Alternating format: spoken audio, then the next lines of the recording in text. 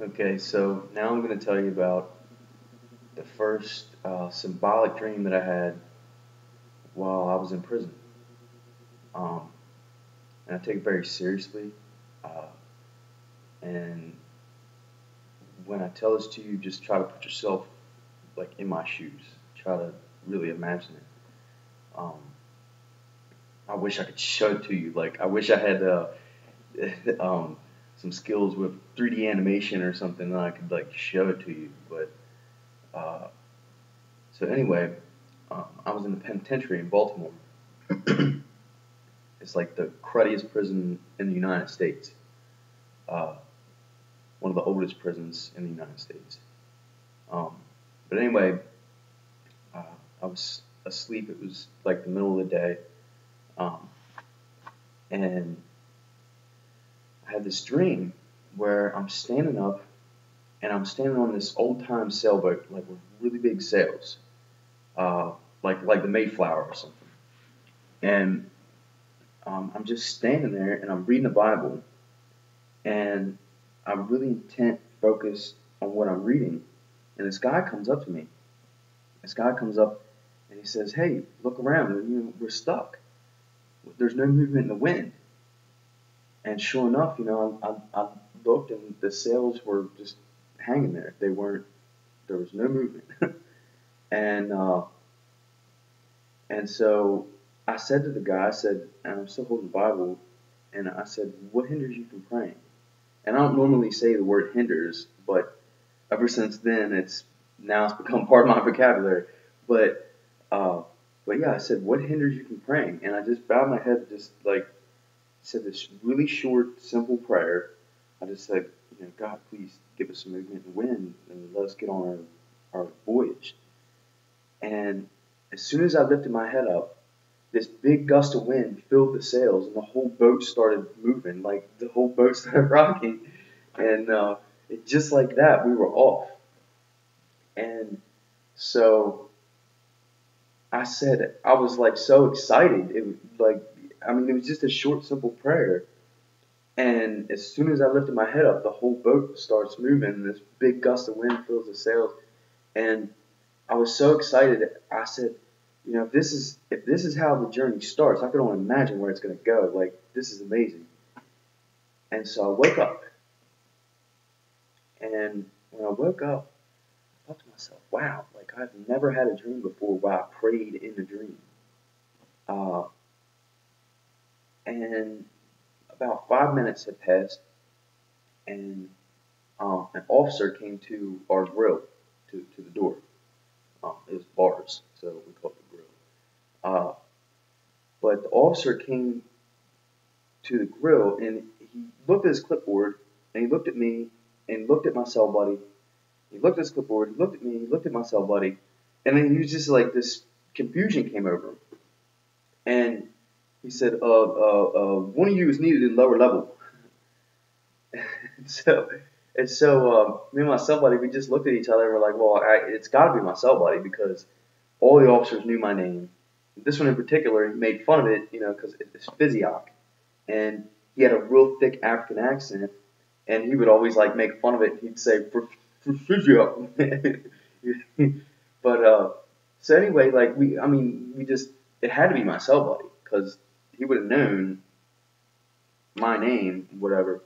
So anyway, my cell buddy goes down, and he comes back up 5 minutes later, and he's like, "No, it's you they needed." And so I'm like, okay, this is odd, Um, I'm just kind of absorbing the situation, uh, just taking it in. But anyway, so I go down a lower level, and this is where they do random urine tests.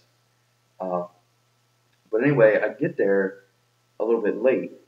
There's only like 15 people ahead of me, and I sit down, and then there's like 10 or 15 people that come behind me, and everybody's sitting there complaining about how we're stuck there and they haven't seen one person yet. And I heard on the officer's radio on his shoulder, they said, "Start feet up, start chow on A block." And I was like, "Oh man, this is terrible because I'm supposed to go out and have a Bible study with this young guy that I had met like a day or two earlier, and now I'm gonna be stuck here. I was like, wait a minute, what about the dream I just had 15 minutes ago? What hinders me from praying, right? So I just bowed my head and just said a short, simple prayer in my head. You know, I was just like, God, please, help me get it on my way and get some movement here so I can get out and have this Bible study. And as soon as I lifted my head up, the officer turned around. And he didn't see me pray or anything like that. Like he turned around and he came over and pointed to me ahead of everybody else.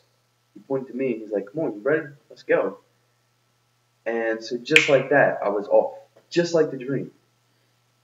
And then I I went through the diet line, and I didn't even know that my buddy he was on A block and he went out at the same time I did, but he went through the regular line. I go through the diet line, and you fill up the tables one by one, and we both ended up at the exact same table. And so that was, just to further, the whole experience. It was like that whole day, my eyes were just lit up. Like I was like, wow, this is amazing. Um, but anyway,